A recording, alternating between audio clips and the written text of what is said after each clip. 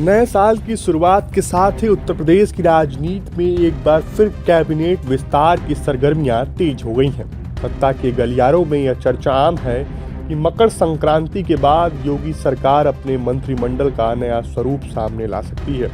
इसी कड़ी में 5 जनवरी को मुख्यमंत्री योगी आदित्यनाथ का दिल्ली यात्रा और प्रधानमंत्री नरेंद्र मोदी से हुई मुलाकात नई लटकलों को और हवा दे दी है।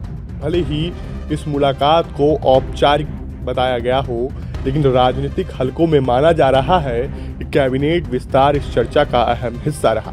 सूत्रों की माने तो इस संभावित कैबिनेट विस्तार में सिर्फ नामों की अदला बदली नहीं, बल्कि 2027 की चुनावी रणनीति की झलक भी दिखाई देगी।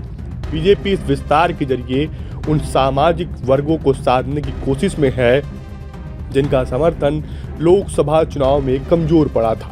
यही वजह है इस बार मंत्रिमंडल का चेहरा सामाजिक समीकरण के इर्द गिर्द मुड़ा जा रहा है, ताकि हर बड़े वर्ग को यह संदेश जाए कि सत्ता में उनकी भागीदारी सुनिश्चित है।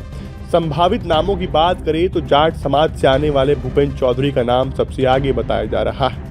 उनके अलावा पाल समाज से पूजा पाल, गुर्जर समाज से अशोक कटारिया, पासवान समाज से कृष्णा पासवान, कुशवाहा समाज से राम रतन कुशवाहा और कुर्मी समाज से आशीष कुमार आशु और पद्मसेन चौधरी चर्चा में है। इसके साथ ही ब्राह्मण समाज से मनोज पांडे, कायस्थ समाज से आकाश सक्सेना और निषाद समाज से सांध्वी निरंजन ज्योति के नाम भी संभावित सूची में शामिल बताए जा रहे हैं। इस पूरी सूची पर गौर करें तो साफ दिखता है कि बीजेपी इस बार मंत्रिमंडल में सामाजिक संतुलन का आईना बनाना चाहती है।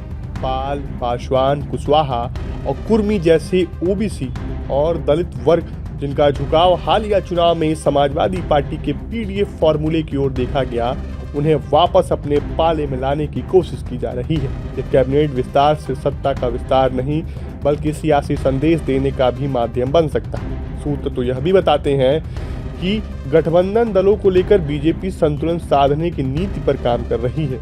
या तो सहयोगी दलों में से एक मंत्री बढ़ाया जाएगा या फिर उनके विभागों का दायरा बढ़ाया जा सकता है। इसका मकसद साफ है, गठबंधन को मजबूत बनाए रखना और किसी तरह की असंतुष्टि को चुनाव से पहले पनपने से रोकना। यह रणनीति दर्शाता है कि बीजेपी अब हर कदम बेहद सोच समझ कर उठा रही है।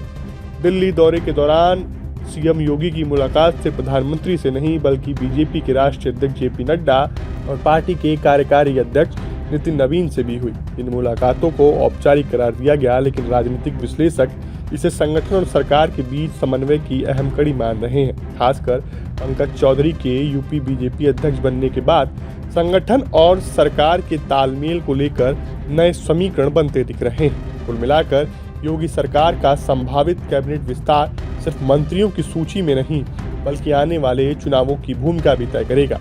पंकज चौधरी के प्रदेश अध्यक्ष बनने और भूपेंद्र चौधरी की जगह लेने के बाद ये पहला बड़ा राजनीतिक संकेत माना जा रहा है। अब सबकी नज़र मकर संक्रांति के बाद होने वाले फेरबदल पर टिकी है, जो यह बताएगा कि बीजेपी सामाजिक संतुलन, संगठनात्मक मजबूती और चुनावी रणनीति को किस तरह एक सूत्र में पिरोती है।